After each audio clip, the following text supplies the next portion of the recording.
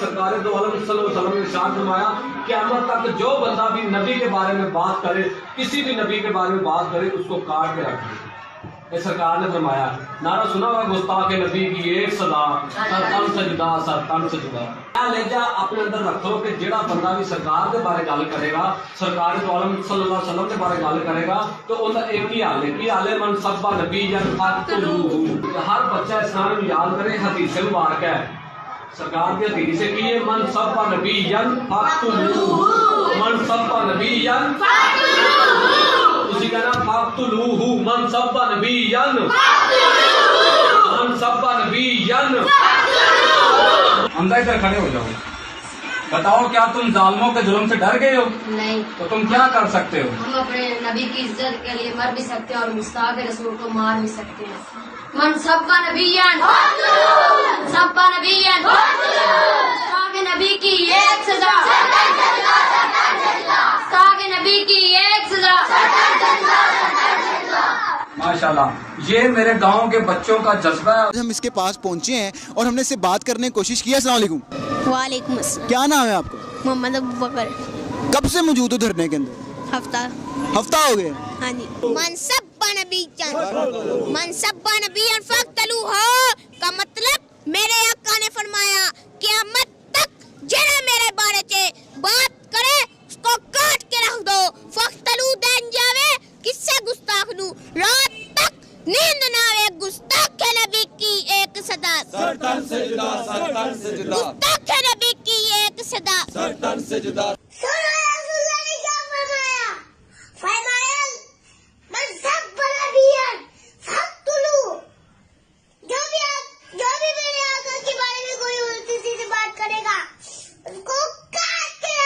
من سب نبیا من سب نبیا من سب نبیا۔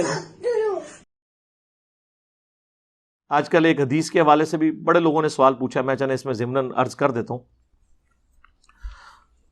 من سب نبیا فقتلوہ، یا فقتلوہ کہتے ہیں، وہ ہاں پہ وقف ہوگا، جو نبی کو گالی دے اسے قتل کر دو۔ جو یہ حدیثیں نعرے کے طور پر، سلوگن کے طور پر بیان کر رہے ہیں، ان کے اپنے محققین کہتے ہیں یہ روایت ہے تو ضعیف، لیکن اسے تلقی بالقبول حاصل ہے، یعنی نسل در نسل لوگ اس کو صحیح مان رہے ہیں۔ روایت ضعیف ہے، اور یہ کسی ہماری مین کتاب بخاری، مسلم، ابو داؤد، ترمذی، نسائی، ابن ماجہ میں نہیں ہے۔ المعجم الکبیر طبرانی، امام طبرانی المتوفی 360 ہجری، جو امام بیہقی کے استاد ہیں، ان کی معجم الصغیر اور الاوسط کے اندر موجود ہے، اور وہ بھی ایگزیکٹ یہ الفاظ نہیں ہے، وہاں ہے من سبا نبیم من الانبیاء، جو کوئی نبیوں میں سے کسی نبی کو گالی دے فقتلوہ، اسے قتل کر دو۔ اگر وقف نہیں کریں گے تو فقتلوہ کہہ دیں، لیکن روایت اس کی اسناد منقطع ہیں، متروک راوی، جھوٹے راوی ہیں، اور یہ مانتے ہیں خود، لیکن کہتے ہیں جی تلقی بالقبول حاصل ہے، اس کو باقی چیزیں سپورٹیو ہیں۔ ہاں ٹھیک ہے، جو چیزیں سپورٹیو ہیں ان کو ہم مانتے ہیں، لیکن ان کو ہم ویسے نہیں مانتے جس طرح آپ مان رہے ہیں کہ آپ نے خود ہی جج بننا ہے اور آپ نے اپنے معاملات کو ایگزیکیوٹ کر دینا ہے، اور جوڈیشری میں جائے بغیر ہی نہ شواہد اکٹھے کیے گئے۔ اور میرے بھائی یہاں تو سارے اہل حدیثوں کو اور دیوبندیوں کو بریلوی گستاخ رسول مانتے ہیں، نہیں مانتے؟ سارے اہل حدیث جو ہیں وہ بریلویوں کو مشرک مانتے ہیں، کیا نہیں مانتے؟ ایک دوسرے کے خلاف انہوں نے فتوے لکھے ہوئے ہیں۔ حسام الحرمین میں دیوبندیوں کو واجب القتل اور مرتد اور ان کے علماء کے کفر میں شک کرنے والے کو بھی کافر قرار دیا نہیں اعلیٰ حضرت نے 1905 میں، اور اس کے جواب میں 1906 میں المحند علی المفند میں خلیل احمد سہارنپوری نے، کتنے علماء دیوبند کے سائن ہیں اس کے اوپر، اشرف علی تھانوی صاحب کے بھی اور بعد کے بھی، یہ تقی عثمانی صاحب کے والد صاحب کے بھی اس پہ سائن ہے۔ احمد بریلوی اور ان کی پوری جماعت کو شیطانی لشکر نہیں ڈکلیئر کیا، اور ساتھ مثال دی جس طرح انبیاء پہ حملہ آور ہوتے تھے، یعنی کافر کہا، اور کہا علماء دیوبند رضی اللہ عنہم پر ہوئے ہیں، 14ویں صدی کے مولویوں کو رضی اللہ عنہم۔ المفند ایک بابا سے ٹھہرایا ہوا، احمد بریلوی کو کہا المحند علی المفند، ہند کی تلوار ایک پاگل بابے کے اوپر، انہوں نے لکھی تھی اسام الحرمین، حرمین کی تلوار، تو کافر نہیں کہا ہوا، وہ تو سارے ایک دوسرے کو کہتے ہیں۔ اعلیٰ حضرت نے تو احکام شریعت میں لکھا ہے کہ وہابی، دیوبندی، اہل حدیث، وہابی و دیوبندی اہل حدیث کو کمبائنڈ کہتے ہیں، اور رافضی اور قادیانی کافروں کو بیچ میں شامل کیا. یہ 1,00,000 دفعہ بھی اللہ کا نام لیں تو ذبیحہ مردار رہے گا, اور یہ سب کے سب مرتد ہیں, یعنی واجب القتل. یہ پتہ نہیں مرتد کیوں کہا, کیا پہلے بریلوی تھے تو پھر چینج ہوئے نے؟ تسی کو کافر ہی کہو نا, مرتد اتنی وڈی ڈگری تاکہ وڈ دو انہوں نے. البتہ یہود و نصارہ کا ذبیحہ حلال ہے. ہاں یہ بات ٹھیک ہے کہ یہود و نصارہ اگر اللہ کا نام لیں تو ان کا ذبیحہ حلال ہے. تو ان کو یہود و نصارہ سے بدتر کہہ دیا, قادیانیوں کی صف میں لا کے کھڑا کر دیا. اور ملفوظات اعلیٰ حضرت کی پہلی جلد جو انہوں نے خود پڑھی ہے, ان کے بیٹے نے جمع کی ہے, مصطفیٰ رضا خان نوری نے, جس کی نعت ہے تو شمع رسالت ہے عالم تیرا پروانہ, اس میں انہوں نے لکھا ہے کہ وہابیوں کی نہ نماز ہے, نہ جماعت ہے. پوچھا گیا نا کہ پیچھے نماز پڑھ سکتے ہیں, وہ کہتے ہیں نماز کیا پڑھو گے, ان کی تو اپنی نہیں ہوتی. پوچھا گیا مسجد, تو کہا کفار کی مساجد مثل گھر کے ہیں. کافر کا لفظ کافر کا موجود ہے. اذان, انہوں نے کہا اذان بھی ان کی باطل ہے, جیسا نماز و جماعت باطل ہے. البتہ اللہ کے نام پر اور نبی علیہ السلام کے نام پر عز و جل اور صلی اللہ علیہ وآلہ وسلم آپ کہہ لیں تو ٹھیک ہے. ایک دوسرے کو کافر نہیں قرار دے کے گئے ہوئے, تو سارے ایک دوسرے کو گستاخ رسول بھی سمجھتے ہیں. تو پھر تو یہ قتل و غارت کا ایک بازار گرم ہو جائے گا. رہ گی وہ روایتیں, جس طرح ابو داؤد میں حدیث ہے حضرت ابوبکر صدیق رضی اللہ تعالیٰ کے بارے میں, ایک شخص نے ان کے ساتھ مس بہیو کیا تو دوسرے نے کہا حضرت اجازت دے میں اس کا گلا کاٹ دوں. انہوں نے فرمایا نہیں, اور بعد میں کہا اگر میں تمہیں کہہ دیتا تو تم یہ کر دیتے. انہوں نے کہا ہاں میں کر دیتا. تو حضرت ابوبکر نے کہا کہ نبی علیہ السلام کے بعد کسی کے لیے شایع نہیں ہے کہ انہیں کوئی گالی دے نبی علیہ السلام کے علاوہ کسی ہستی کو تو اس کو قتل کیا جائے. یہ رسول اللہ کا پروٹوکول ہے. لہذا مجھے بھی اگر اس نے گالی دی تھی یا دیتا تو مجھ سے قتل نہیں کر سکتے. تو اب یہ دہشت گرد تنظیموں سے پوچھو کہ جو صحابہ کرام کو گالیاں دیتے ہیں تم انہیں کیوں قتل کرتے ہو؟ حضرت ابوبکر تو خود کہہ رہے ہیں کہ مجھے گالی دینے والوں کو تم نے قتل نہیں کرنا.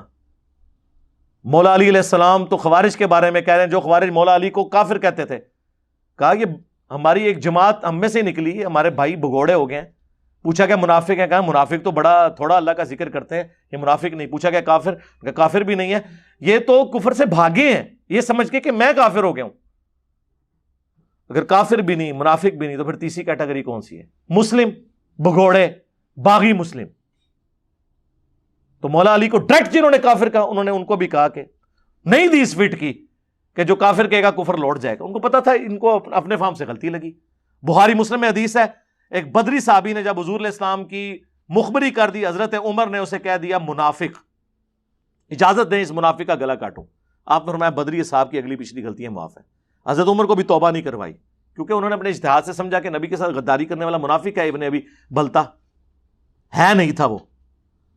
ان کی طرف منافقت اس لیے نہیں لوٹی کہ انہوں نے بھی اجتہاد سے یہ سمجھا کہ اس کی ایکٹیویٹی تو منافقانہ تھی, اس میں تو کوئی شک نہیں ہے. لیکن اللہ کے نبی نے کہا نفس سے مغلوب ہو کے چکے ہوا ہے اس لیے چھوڑ دو.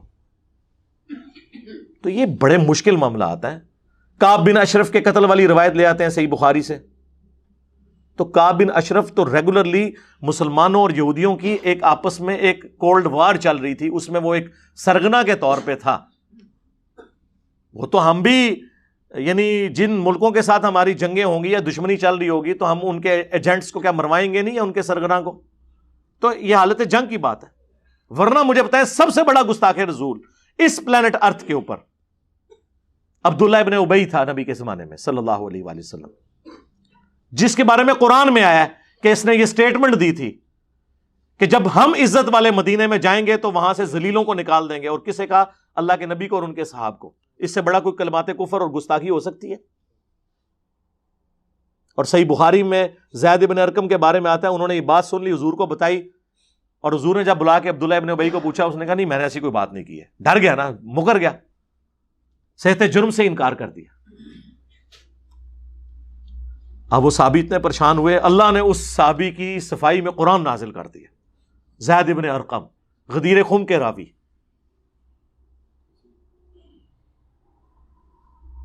اور بخاری میں الفاظ ہیں, انس بن مالک پریشان تھے نا جب واقعہ ہررا ہوا, یزید کی فوجوں نے اہل مدینہ کو لوٹا, تو زید بن ارقم نے خط لکھا کہ اے انس آپ پریشان نہ ہو, کیا حضور نے نہیں کہا تھا اے انصار صبر کرنا, تم پہ بہت زیادہ زیادتیاں ہوں گی یہاں تک کہ مجھے حوض کوثر پہ ملنا. تو انس بن مالک نے ان کا خط کھول کے جب اپنے ساتھیوں کو بتایا اور کہا یہ وہی زید بن ارقم ہے جس کے لیے قرآن نازل ہوا ہے کہ جب عزت والے مدینے میں جائیں گے تو ذلیلوں کو نکال دیں گے. اتنے بڑے کلمات کفر. بخاری مسلم کے الفاظ ہیں، حضرت عمر نے کہا یا رسول اللہ اجازت دیں میں منافق کا گلا کاٹ دوں. آپ فرمایا چھوڑ دو، لوگ کہیں گے اپنے ساتھیوں کو قتل کرواتا ہے، اپنے صحاب کو قتل کرواتا ہے. حالانکہ حضور کو غلبہ تھا، رومن امپائر آپ سے بھاگی ہوئی تھی غزوہ تبوک میں. غزوہ تبوک کے بعد مسجد درار آپ نے جلوائی ہے، منافقین کی مسجد. تو منافقین کو کیوں نہیں جلوا دیا؟ ڈکلیئرڈ گستاخ تھے نا. معاملات کو لے کے چلنا ہوتا ہے. اس طرح تو دنیا کا ہر عیسائی رسول اللہ کا بھی گستاخ ہے اور اللہ کا بھی، کیونکہ اللہ کے لیے بیٹا تجویز کرتا ہے اور قرآن کہتا ہے قریب آسمان پھٹ پڑے، زمین شک ہو جائے اور پہاڑ ریزہ ریزہ ہو جائے. ان دعوا للرحمن ولدا، انہوں نے رحمان کے لیے بیٹا تجویز کیا. تو اللہ کو گالی نہیں ہے بیٹا تجویز کرنا؟ رسول اللہ کو کیا گالی نہیں ہے یہ کہنا کہ وہ جھوٹا پیغمبر ہے؟ نعوذ باللہ. تو عیسائی یہی سمجھتے ہیں نا. تو 2.25 ارب انسان تو سیدھا سیدھا نبی علیہ السلام کو، بلکہ آپ باقیوں کو بھی ملا لیں تو 5 ارب انسان تو نبی علیہ السلام کو پیغمبر نہیں مان رہے.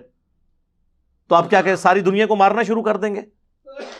رہ کے توہین امیز کلمات. میں کہتا ہوں اس کے لیے قانون سازی 295C موجود ہے، اس کے ساتھ ایک شک ایڈ کریں کہ اگر کوئی معافی مانگ لے اسے معافی مل جائے گی. تو اس سے وہ چور دروازہ بند ہو جائے گا. جو لوگ اپنے مقصد کے لیے کسی پہ الزام لگاتے ہیں، جب وہ بندہ جوڈیشری میں آئے گا وہ انکار کر دے گا. اور زیادہ تر تو اسی طریقے سے الزامات لگتے ہیں. یا ہو سکتا ہے آپ اس کی تشریح گستاخی کر رہے ہوں، وہ گستاخی ہو ہی نہ. پھر بھی اگر وہ غیر مشروط معافی مانگ لیتا ہے بات ختم. نہیں جی معافی ہو ہی نہیں سکتی. بھائی اللہ کے گستاخ کی معافی ہے شرک کرنے والے کی سورۃ الفرقان کی آیت نمبر 70 میں کہ ہم اس کے گناہوں کو بھی نیکیوں سے بدل دیں گے. تو نبی علیہ السلام کے گستاخ کی بھی معافی ہو سکتی ہے، صحابہ کے گستاخ کی بھی معافی ہو سکتی ہے. اگر وہ بول کے کہتا ہے کہ یار میں نے تو یہ کہنے کا مطلب ہی نہیں تھا، تم نے یہ کیا. اور خود ان کے اپنے باپوں کی ذرا گستاخیاں دیکھیں. چشتی رسول اللہ نہیں موجود، نہیں چھاپ رہا. اشرف تھانوی رسول اللہ کیا نہیں موجود؟ یہ تو ڈیفینڈ کرتے ہیں اس کو. یہ کس منہ سے نعرے لگاتے ہیں پھر ایک دوسرے کے خلاف؟ تو میدان جنگ کے جو واقعات ہیں ان کو پیش کر کے پوری ڈاکٹرن نہیں ہے. اسی لیے آپ دیکھیں فقہائے اسلام میں گستاخ رسول کی سزا کے اوپر کنسنسس ہے ہی نہیں ہے. جی 2 امام یہ کہتے ہیں، 2 یہ کہتے ہیں. وہ امام اس وقت کہنا شروع کرتے ہیں جب کتاب و سنت کی نص موجود نہیں ہوتی. یہ سزا اجتہادن ہے. اور یہ جرت کر کے نہ فقہ حنفی کی سزا بتائیں کیا ہے. فقہ حنفی کی سزا کو تو حنفی مانتے ہی نہیں ہے. ویسے ہی حنفی ہیں بریلوی دیوبندی، گستاخ رسول کی سزا کے بارے میں یہ بھاگ جاتے ہیں فقہ حنفی سے. بتائیں کیا سزا ہے؟ نہیں بتا سکتے، کیونکہ وہ تو ان کے بالکل اپوزٹ ہے. وہ تو تقی عثمانی صاحب کی بھی آڈیو لیک ہو گئی تھی، انہوں نے خود مانا تھا. ان کے کسی شاگرد نے وہ ریکارڈنگ کر کے نا آڈیو چڑھا دی نیٹ کے اوپر. حنفی مسلک میں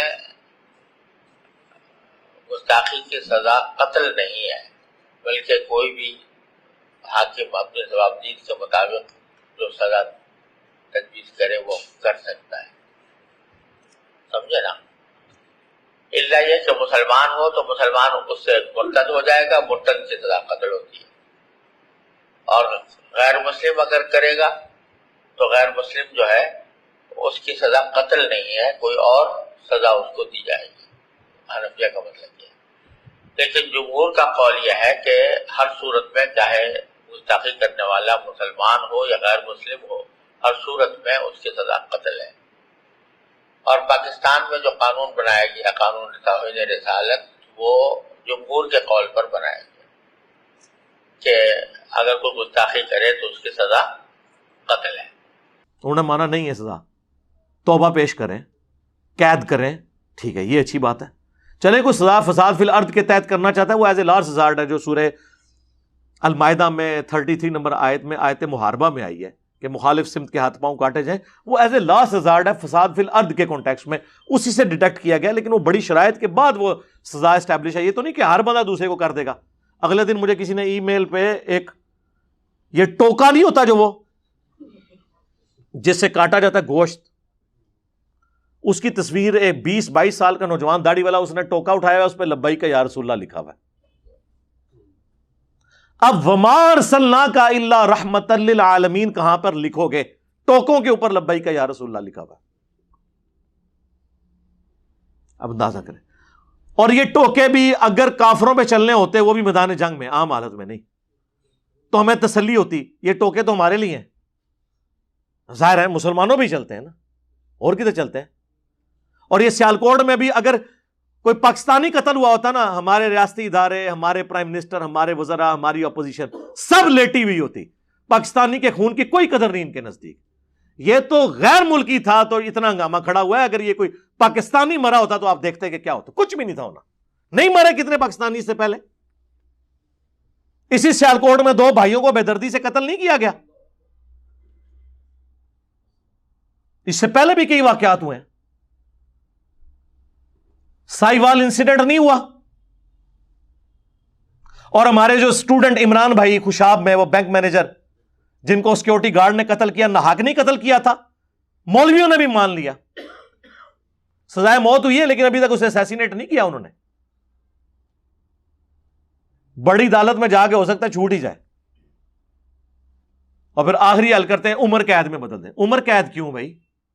ایک بندے نے زندگی چھینی ہے، آپ عمر قید؟ قرآن تو کہہ رہا ہے وَلَكُمْ فِي الْقِصَاصِ حَيَاةٌ يَا أُولِي الْأَلْبَابِ. اے عقل مندو، تمہارے لیے انسانیت کی زندگی چھپی ہوئی ہے قصاص میں، قتل کے بدلے قتل میں. دیت نہ لو، بلڈ منی نہ لو، بلکہ قتل کے بدلے قتل کرواؤ تاکہ انسانیت کی زندگی بچے.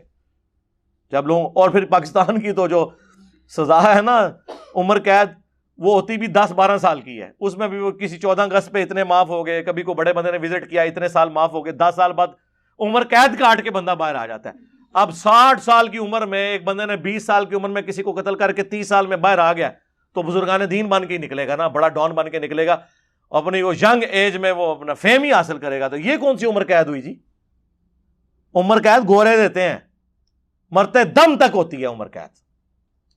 دنیا نہیں بھی ایسے بندے کی شکل دیکھتی اور نہ ڈرتی ہے. یہاں تو عمر قید والوں سے ڈر لگا ہوتا ہے کہ باہر نکل کے تو آگے بدلہ اتار لیں گے، اور اتارتے ہیں. پھر یہ کون سی عمر قید ہے؟ پہلے بندہ مار کے اندر گئے، پھر باہر نکل کے ان کو مارتے ہیں، ان وکیلوں کو مار دیتے ہیں جو ان کے کیسوں کی پیروی کرتے ہیں. اے عمر قید ہے؟ دھوکہ دیا ہوا ہے. تو یہ جو منصب نبی فقتلوہ، یہ روایت کمزور، اور جن دلائل سے ان کو کرتے ہیں وہ بھی اس طریقے سے نہیں ہے. اس کو خدا کے لیے اللہ سے ڈر جائیں. اور میں آپ کو اب بتاتا ہوں کہ پھر اگر آپ نے یہ کرنا ہے تو میں نے تو یہ پورا ایک نعرہ بنایا ہوا ہے، جیسے وہ حسبنا اللہ و نعم الوکیل، تو دوسری طرف دوسری آیت جوڑ دیتے ہیں ایک دوسری جگہ سے اٹھا کے، کیا؟ نعم المولا و نعم النصیر. تو میں نے بھی پھر ایک اور بات اٹھائی ہے. مسند احمد میں حدیث ہے، اس کی روایت میں کلام ہے لیکن اس کو سپورٹیو حدیث ہے. مسند ابی یعلا کے اندر موجود ہے، المعجم الکبیر طبرانی کے اندر موجود ہے، اور کئی کتابوں میں. من سب علی فقد سبنی، جس نے علی کو گالی دی اس نے مجھے گالی دی. یہ پہلا مصرع ہو گیا، من سب علی فقد سبنی. اون دوسرا مصرع جوڑ لو، ایتھے پاویں ضعیف بھی جوڑ لو، من سب نبی فقتلوہ. اون دسو کنوں تسی مانڈو لاڑا ہے. جس بنو امیہ نے ممبروں پر مولا علی پر سب و شتم کروایا. صحیح مسلم میں 6229 نمبر حدیث، لعن اللہ ابا تراب، ابو تراب پر لعنت، علی بن ابی طالب پر کہلوایا ممبروں سے. ان کی قبریں نہیں اکھاڑنی چاہیے، ان کی لاشوں کو نہیں ٹانگنا چاہیے. آپ کی ڈاکٹرن میں، میں نہیں کہتا لاش کی توہین کریں، وہ اپنا معاملات بھگت رہے ہوں گے آخرت میں جا کے، جن جن لوگوں نے اس میں حصہ ڈالا ہے. تو یہ پورا بتایا کریں. یہ بھی پھر نعرہ بنائے نا، من سب علی فقد سبنی، جس نے علی کو گالی دی اس نے مجھے گالی دی. وہ تو پھر ام سلمہ کے مسند ابی یعلا میں الفاظ ہیں، مشکات میں فٹ نوٹ پہ شیخ زبیر صاحب نے لیے ہیں، لوگوں تمہارے ممبروں پر رسول اللہ کو گالیاں بکی جاتی ہیں. تو ام سلمہ سے تابعی نے کہا اماں جان کس کی مجال ہمارے نبی پر گالی کرے. تو ام سلمہ رسول اللہ کی بیوی سب سے آخر میں فوت ہوئی، واقعہ کربلا کے بعد فوت ہوئی 64 ہجری کے اندر، 64 ہجری میں. کہا کیا تم ممبروں سے حضرت علی اور ان سے محبت کرنے والوں پہ سب نہیں کرتے ہو؟ جی سب کا ترجمہ تنقید ہے، وہ مسلم سے ہم نے بتا دیا لعنت بھیجتے تھے. اور مجھے بتائیں حضرت علی کے اوپر تنقید کرنا نبی کے اوپر تنقید کیسے ہو گیا ہے؟ حضرت علی کے اپنے اعمال ہے، رسول اللہ کے اپنے اعمال ہے. تنقید یہاں ترجمہ بن ہی نہیں سکتا. لاجیکلی اگر حضرت علی کی پالیسی سے کسی کو اختلاف ہے اور وہ اس پہ کہتا ہے کہ یوں نہیں یوں ہونا چاہیے، تو رسول اللہ پہ تو تنقید نہ ہوئی. ہاں رسول اللہ کوئی بات کہہ رہے ہیں اور اس پہ کوئی اعتراض کرتا ہے وہ تنقید ہوگی. یہ سب کا معنی یہاں گالی کے معنوں میں تھا، کیونکہ یہ حدیث اپنے الفاظ کے ساتھ حفاظت کر رہی ہے. ام سلمہ نے کہا تم حضرت علی اور ان سے محبت کرنے والوں پر سب نہیں کرتے ہو، اور میں نبی کی بیوی گواہی دیتی ہوں کہ حضرت علی سے سب سے زیادہ رسول اللہ محبت کیا کرتے تھے. جب تم یہ کہتے ہو نا علی اور اس سے محبت کرنے والوں پر لعنت، یا ان پہ سب کرتے ہو، تو گویا تم رسول اللہ پر سب کر رہے ہو، کیونکہ سب سے زیادہ تو رسول اللہ حضرت علی سے محبت کرتے تھے. وہ لعنت کرنے والوں کی ویسے یہ نیت نہیں ہوتی تھی، وہ حضرت علی اور ان سے محبت کرنے والوں سے مراد شیعان علی لیتے تھے اس زمانے کے. لیکن ام سلمہ نے کہا یہ کیٹاگوریکل جو جملہ ہے نا یہ رسول اللہ تک جاتا ہے، کیونکہ سب سے زیادہ رسول اللہ حضرت علی سے محبت کرتے تھے. اور کون کہہ رہا ہے؟ بیوی کہہ رہی ہے، عام بیوی نہیں، ام سلمہ. تو اب یہ نعرہ مکمل کریں، من سب علی فقد سبنی، جس نے علی کو گالی دی اس نے مجھے گالی دی. من سب نبی فاقتلوہ. پھر تو کہاں سے کہاں بات جائے گی میرے بھائی. یہ علمی پلیٹ فارم ہے، یہاں ہم علمی گفتگو اس لیے کرتے ہیں تاکہ لوگوں کو ایجوکیٹ کیا جائے. میرے ساتھ ریاستی اداروں کے لوگ بھی بات کرتے ہیں، میں نے کہا آپ لوگ جو کچھ کر رہے ہیں یہ وقتی ہے. ہم امت کو نیریٹو دے رہے ہیں، ڈاکٹرن آنے والی نسلوں کا بدل رہے ہیں.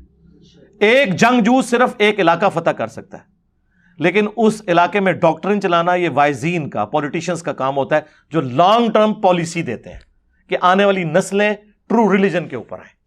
یہ کام بندوق کی زور پہ نہیں ہوتا، اس کے لیے دل جیتنے پڑتے ہیں، اور دل جیتنے کا ہتھیار علم ہے. سورۃ الانفال میں آیا کہ جو ہلاک ہوا دلیل سے ہلاک ہوا، اور جو زندہ ہوا دلیل سے زندہ ہوا. صلو علی محمد وآل محمد، اللہم صلی علی محمد وعلی آل محمد واصحاب محمد اجمعین الی یوم الدین.